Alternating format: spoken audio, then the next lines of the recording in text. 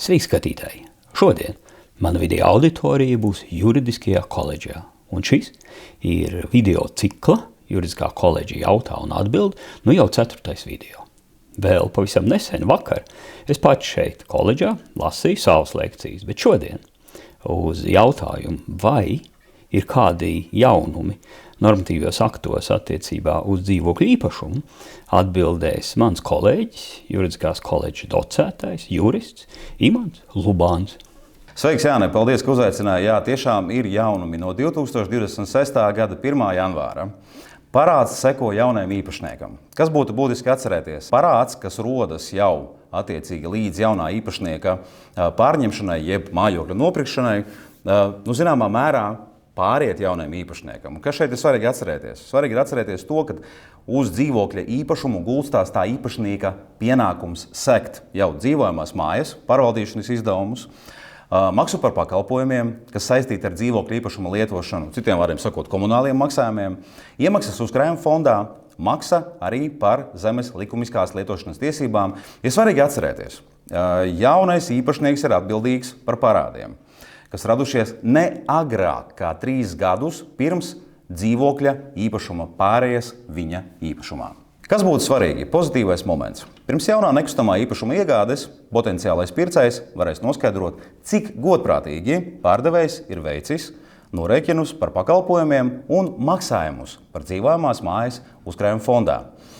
Šeit ir jāpiebilst arī tas, ka pārvaldīšanas likuma grozījuma arī nosaka to, ka pakalpojumu sniedzējs vai dzīvojamās mājas īpašnieka pilnvarotā persona sagatavo izziņu par maksājumiem pēc dzīvokļa īpašnieka vai viņa pilnvarotās personas rakstveida lūguma.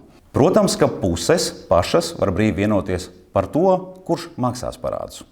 Ja vienošanās nepastāv, tad parādi jāsec jaunajam dzīvokļa īpašniekam.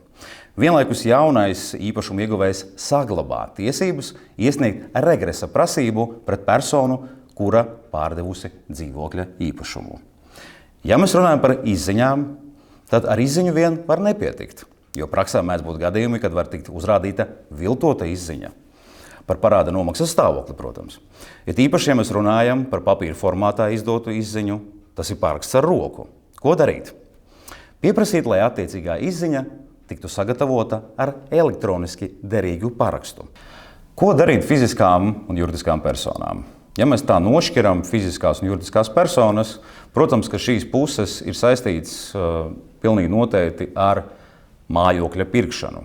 Savukārt, juridiskās personas ir saistītas ar to, ka tās sniedz pārvaldīšanas pakalpojumus, attiecīgi tādā veidā nodrošinot fiziskām personām noteiktos pakalpojumus jau noteiktā laika periodā. Fiziskām personām kas būtu jādara? Pirmkārtām jāpārbauda, vai dzīvoklim nav parādu par komunālajiem pakalpojumiem vai pārvaldīšanu kā tādu. Vienoties ar pārdevēju, kurš seks esošos parādus, ja tādi vispār ir. Ja vienošanās nav, jaunais īpašnieks var prasīt pārdevējiem atmaksāt to, ko nāksies samaksāt par iepriekšējā īpašnieka parādiem. Riski, no kuriem būtu jāizvērās, pilnīgi noteikti. Nepirkt dzīvokli, nepārbaudot parādus, īpašums varbūt arī apgrūtināts. Nepārmaksāt, ja ir parādi, turklāt dzīvokļa cena varbūt arī jāsamazina. Nerēķināties ar to, ka parādu dēļ mājai var draudēt pakalpojumu atslēgšana, piemēram, ūdens, apkure un cita veida pakalpojumi, ja kopējais parāds ir liels. Ja savukārt runājam par manis jau minētajām juridiskām personām, un tie būtu uzņēmēji, pārvaldnieki un kopības, tad, protams, aktīvi jāsako līdz parādiem, jo jaunais regulējums palielina iespēju tos atgūt. Dzīvokļu īpašnieku kopībām izmantot iespēju samazināt kopējo mājas parādu, jo jaunie īpašnieki pārņem daļu saistību. Juridiskajiem pircējiem, tāpat kā fiziskām personām, pārbaudīt parādus un vienoties ar pārdevēju par to sekšanu. Un arī neizpaliek manis jau minētie riski tikai, protams, paredzot to, ka ir jāizvairās iegādāties īpašumu bez finanšu pārbaudes, tas var apgrūtināts būt ar parādiem. Nevienoties rakstiski par parādu sekšanu, tas var strīdus radīt arī papildus izmaksas.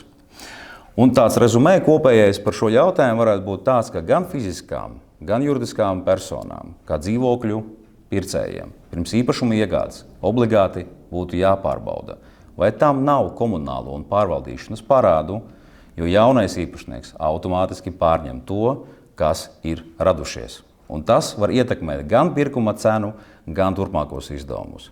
Savukārt pārvaldniekiem un pakalpojumu sniedzējiem, dzīvokļu īpašnieku kopībām šis regulējums palielina iespēju atgūt nesamaksātos maksājumus un samazina risku, ka mājai varētu tikt pārtraukti pakalpojumu uzkrāto parādu dēļ.